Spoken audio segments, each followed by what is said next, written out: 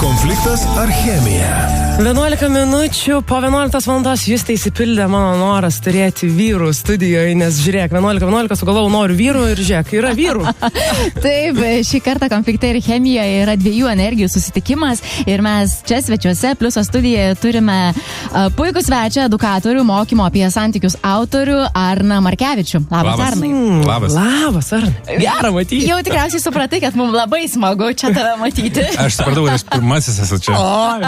Mes dabar pamiršom jau visas temas, apie ką turėtume kalbėti, nes mums įdomiausia yra pirmiausia paklausyti tavęs, kaip tavo gyvenime taip susiklostė, kad nuo verslo konferencijų tavo gyvenimas pasisuko ir tave vis dažniau galima pamatyti konferencijose apie santykius, poros santykius. Visiškai natūraliai gavosi, kad mes su žmona esame beveik 20 metų kartu ir po 5 mes turėjom didžiulę krizę. Čia taip atrodo, kad viskas labai fainiai. Taip. Bet tos krizės akivaizdoje mes bandėm spręsti, mes ten jau buvo skyrybos, mes skyrėmės, visi aplinkui žinojo, kad mes skyrėmės.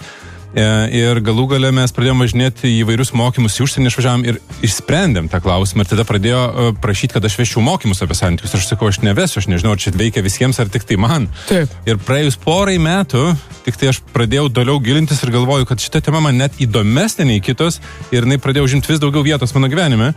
Tai nuo to santykių krizės aš perėjau prie to, kad dabar ir psichologiją studijuoju ir jau apskritai mano gyvenimas į visiškai šitą sritį nuėjo. Prašau, o Arnai su žmona viskas jau gerai? Taip. Dabar jau galima rodyti tos liuksus, kurios rodžiau prieš tai, ar ne? Tai yra visiškai teisingai, kad skyrybas galima išgyventi ir jas pergyventi tuo metu, kad tu prisiemi pats atsakomybę, pasakai, aš suklydau ir einu spręsti ir galima išspręsti visus šitos dalykus. Be abejo, apskritai įkvepiančių santykių ilgalaikių, jeigu kalbėsim, nėra tokių, kuriuose nebūtų buvę didesnių ar mažesnių krizių. Taip. Įkvepiančiuose santykiuose žmonės yra išgyvenę ir išmokę tam tikrus įgūdžius ir dėl to tie santykiai yra tapę įkvepiantis. Žodžiu, tai kad pasiekti chemijos reikia pereiti daug konfliktų, ar ne? Net pasakose reikia pereiti įvairius kalnus. Gerai, o vienas iš konfliktų kyla tada, kai moteris nežino, ko trokšta vyras be malonumų, apart to, kad jis trokšta tik malonumų. Aš labai ginčičiausi, kad vyrai trokšta tik malonumų. Mums dėl to labai smalsu, ko vyrai nori. Ar jie nori, kad mes būtume tiesiog gražus meno kūrinys jų namuose? Ar jie nori, kad mes būtume mamos, paklotume lovą ir pagamintume valgyti? Ar nori tiesiog to džiaugsmo lovoje? Ko nori vyrai? Be to, kad mes visi esame absoliučiai skirtingi, šiaip žmonės ir turim labai įvairių dalykų, yra vienas fundamentalus dalykas, nes jis yra instinktyvus. Vyrai nori, kad jaustųsi, jog gali padaryti savo moterį laimingą. Va, tas emocinis ryšys. Ir šičia atrodo toks paprastas dalykas, bet pagalvokit, kaip dažnai leidžia moteris vyrui pajusti, kad jisai gebėjo padaryti ją laimingą ilgalaikiuose santykiuose. Tai tu čia priverčia susimastyti, aš iš karto man daug minčių galvoje. Atrodo paprasta, pasimatymų laikė, bet po to mes prisigaudom nuoskaudų ir taip, tai nėra tik tai vyro atsakomybė, ar tik moters atsakomybė, mes abu esame atsakingi už tai. Bet netgi man vyrai sako, kad jeigu aš nesijaučiu, kad galiu padaryti moterį laimingą, net jeigu aš ją myliu, jisai pradeda galvoti apie skyrybas.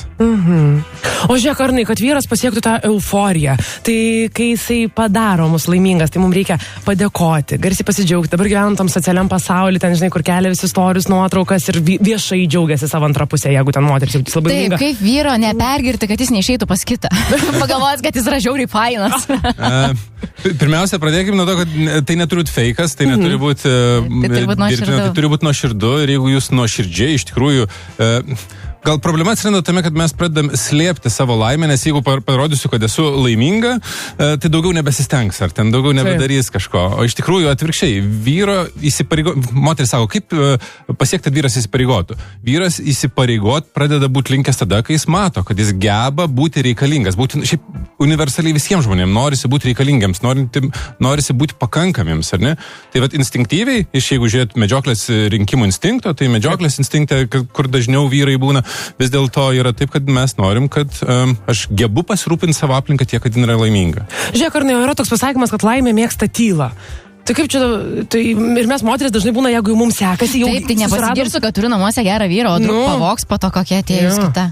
su tuo gyrimusi į išorę, tai turbūt, kad taip yra, ne tiek mėgsta tylą, kiek kai mes iš tiesų būnam pilnatvį ir laimingi. Klausimas, ar mes labai norim skelbti visam Instagramui ar ten visiems socialiniam medijom. Labiau mes viduj būnam ir savyje būnam. Tai čia iš tos turbūt pusės, nes kai mes matom labai laimingas poras Instagrame, klausimas, kaip yra viduj.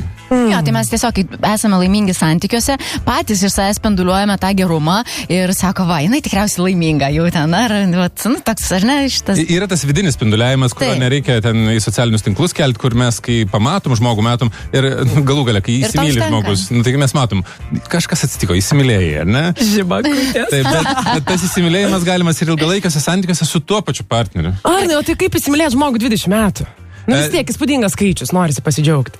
Įsimylėti žmogų, tik tai nėra tas pats įsimylėjimas, kur viskas nušvinta ir tik drugeliai skraido, bet tam reikalingi įgūdžiai, kad mes gebėtumėm palaikyti ir kurti ryšį, o ne tiesiog bandyti išgelbėti santuoką. Mes turim nuolatos pažinti savo poreikius, kito žmogaus poreikius, gebėti brėžti ribas, būti savimi, nes jeigu mes nesam savimi, nebūsim, čia daug temų, turbūt, kurias ir apkalbėsim per tas temas. Ir neapsimetinėti tikriausiai, irgi labai svarbu.